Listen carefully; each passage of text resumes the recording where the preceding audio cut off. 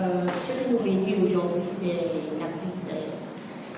l'événement qui a marqué le côté judiciaire du cas Esther Mérable de 2013, c'est-à-dire l'ouverture des procès du cas Esther Mérable. Et vis-à-vis de ça, nous, les familles des victimes, Esther Mérable, nous tenons à exprimer notre satisfaction que ce procès tant attendu ait finalement débuté. Cependant, nous tenons également à faire part de notre désir de vérité vis-à-vis de ce procès. Un désir de vérité, mais également des exigences qui vont avec. Le 9 mars 2023, nous avons vu beaucoup de familles ont vu leur destin brisé. Certaines personnes, notamment des enfants, des veuves et des orphelins, ont vu leur destin complètement modifié. Et vis-à-vis de ça, ce naufrage qui a eu lieu, ce n'était pas le fruit d'un hasard. Mais cependant, une succession d'erreurs qui s'est produite, non seulement sur le plan humain, sur le plan technique, mais également sur le plan institutionnel. Ce que nous venons réclamer ici, ce n'est pas une vengeance, non. Mais nous venons demander justice.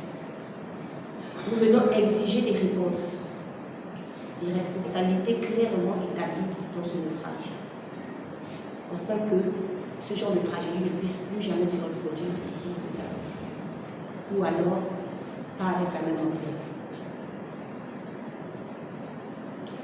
Ce que nous demandons est simple et c'est légitime. Une justice impartiale, courageuse, sans compromis, C'est un peu cette image que nous avons eue lors de la dernière audience, lorsqu'on a eu le délibéré de cette audience, et nous espérons que cela ira toujours dans le même sens vis-à-vis du délibéré qui a été fait par la justice. Nous aimerions également qu'il puisse y avoir des réformes profondes et immédiates. Sur quel domaine? C'est le plan maritime. Il faudra que les contrôles soient rigoureux. Il faudrait que nos moyens roulants, notamment les bateaux que nous empruntons tous, puissent être contrôlés de manière rigoureuse. Mais également que les autorisations qui sont données à ces opérateurs soient vraiment contrôlées et transparentes. Nous aimerons également une reconnaissance officielle, humaine et psychologique, pour le préjudice que nous avons subi, nous les victimes.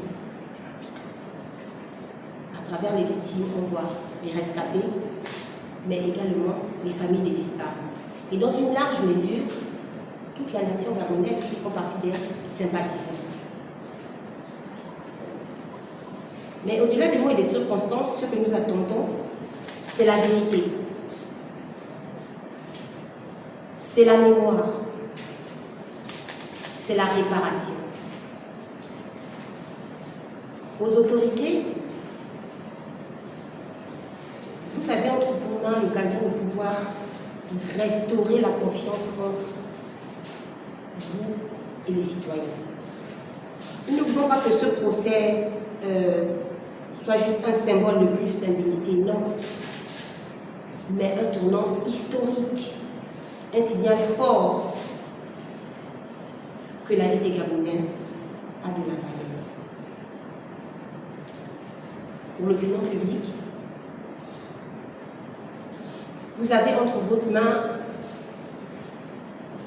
excusez-moi, pour l'opinion publique, nous avons besoin qu'on puisse garder ce même engouement qu'on a vu lors du 9 mars 2023.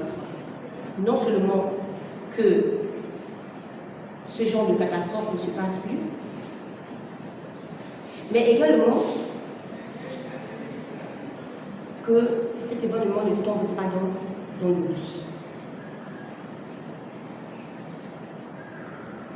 Que lorsque chaque personne sera amenée à pouvoir emprunter ses navires, ses bateaux, que lorsque j'achète mon billet et que je prends ce bateau, que chaque Gabonais ait l'assurance que et l'espoir qu'ils rentreront chez eux vivants. Donc ça, ce sont un peu les exigences que nous, victimes de ce naufrage, avons tenu à vous faire part.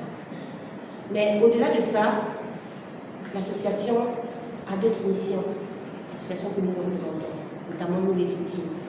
C'est de pouvoir faire l'accompagnement sur plusieurs domaines, notamment sur le plan juridique.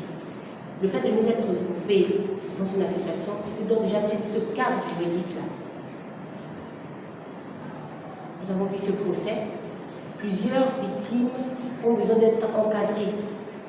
Et l'association est là pour ça, pour pouvoir les guider afin qu'ils soient en conformité et que l'audience et que le procès puisse suivre son cours de manière effective. Mais l'un des objectifs également de l'association et qui nous tient à cœur, c'est sur l'aspect sécuritaire. Parce que nous aimerions qu'à travers nos missions, que ce genre de catastrophe ne se passe plus dans le territoire. Donc nous allons axer nos actions sur ça, la sécurité maritime. Donc, on dit que les questions ont eu lieu sur le domaine maritime, notamment le cas du naufrage Esther Naufrage. Mais cependant, l'association, elle, dans un futur proche, l'un des objectifs de l'association, ce n'est pas seulement de se cadrer que sur le plan maritime, c'est de pouvoir étendre son action, notamment sur tous les moyens roulants, que ce soit sur le plan aérien, que ce soit sur le plan terrestre, que ce soit sur le plan ferroviaire. Voilà, parce qu'on ne le veuille pas, un jour, justice sera faite, ce que nous souhaitons, nous les familles. Les mesures d'accompagnement seront effectives, mais est-ce que c'est pour autant que l'association va arrêter de fonctionner? Non. On va plus se focaliser sur l'aspect sécuritaire. Pourquoi? Et pour que tous ces accidents qui ont eu lieu, qu'elles n'aient pas eu lieu sans avoir des répercussions, mais des répercussions positives sur les générations futures. Voilà pourquoi elle va s'étendre également sur ce domaine, notamment sur le domaine ferroviaire. Et d'ores et déjà, dans le cas Esther Naufrage, nous, les membres de l'association, nous allons nous focaliser vraiment sur l'aspect sécuritaire en mer, de telle sorte que chaque fois qu'on prendra un bateau, au moins on a cette assurance-là que les conditions minimum de sécurité soient assurées. Et là, pour pouvoir aider les victimes, pour pouvoir également s'assurer que sur le plan sécuritaire, ce genre de naufrage, le plus s'il en est, le plus peut y avoir ce degré d'ampleur. Donc nous allons vraiment nous baser sur la partie sécuritaire. Ce sera ça notre plan d'action. Mais également, ça c'est un point qui nous tient beaucoup à cœur pour nous les victimes, vraiment déjà mettre en place ce suivi psychologique. Parce que ça fait 2 ans et 3 mois que ces victimes-là vivent avec cet handicap psychologique et cet handicap émotionnel. Donc vraiment le suivi psychologique également tout au long de cette période fait partie des objectifs également que l'association va devoir mettre en place afin de pouvoir accompagner ces différentes victimes. Et aujourd'hui, nous réunissons l'association, c'est pour essayer d'accompagner les victimes, donc les rescapés et les naufragés. Et pouvoir, on a dit pour parler là, il faut prévenir, il faut s'organiser pour que ce genre d'événement ne se reproduise plus. Parce que je pense que si on parle en termes d'accident, qui a eu autant de victimes, c'est un miracle, on va dire peut-être en haut, ce que vous voyez. Et aujourd'hui, nous avons subi cela, ça peut arriver demain encore. Vous avez vu tout récemment après le naufrage de cette miracle, il y a les bateaux qui partent de Lambaréné au port gentil où il y avait un bateau qui a failli échouer. Donc pour éviter ce genre de choses, nous nous mettons, on va dire, à la disposition. Nous avons créé cette association pour pouvoir accompagner l'État. Pour pouvoir les dire que là, c'est pas bon. Accompagner aussi les navigants. Il faut aussi les former. Parce que nous avons eu l'expérience aujourd'hui. Il y a des équipages qui ne sont pas préparés. On va prendre le frère au quartier, on le fait travailler dans le bateau. Mais dans notre pays, pour naviguer, il faut être préparé. C'est vous qui devez accompagner ces personnes à les orienter.